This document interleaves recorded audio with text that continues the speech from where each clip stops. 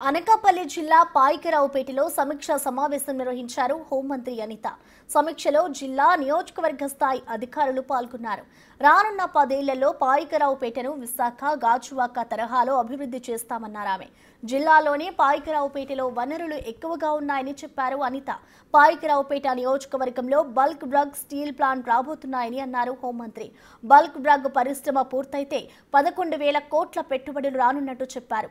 తద్వారా నిరుద్యోగ యువతకు 25,000 ఉద్యోగ అవకాశాలు రానున్నట్టుగా చెప్పారు.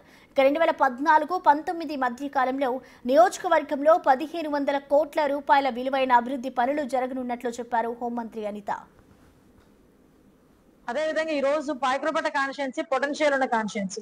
ఎందుకంటే ఈ రోజు లాస్ట్ 5 సంవత్సరాల్లో మేమంటే 14 నుంచి 19 వరకు దగ్గర 4,500 ఎకరాలను ఎక్విజిషన్ చేస్తున్నాం ఏపీఎస్సీకి.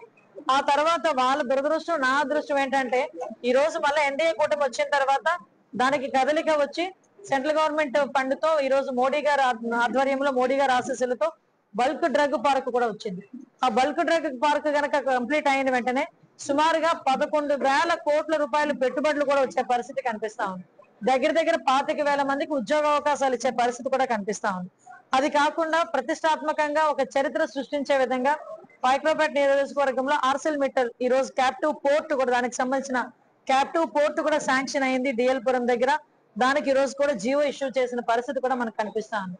అంటే ఇవే కాకుండా చాలా మాక్సిమం ఇప్పుడు వ్యవసాయ రంగానికి సంబంధించి ఈ రోజు ఫుడ్ ప్రాసెసింగ్ యూనిట్స్ కానీ ఇవన్నీ కూడా ఏర్పాటు చేయటం, అదేవిధంగా హార్టికల్చర్ లో ఇంటర్ క్రాప్స్ ని డెవలప్ చేయటం, అంటే ఓవరాల్ గా పెర్ క్యాపిటల్ ఇన్కమ్ ని పెంచాలి, జీడిపి రేట్ ని పెంచాలి, వీటన్నిటిని బేస్ చేసుకుని ఒక పక్కా ప్రణాళిక తేలే పరిస్థితి కనిపిస్తుంది.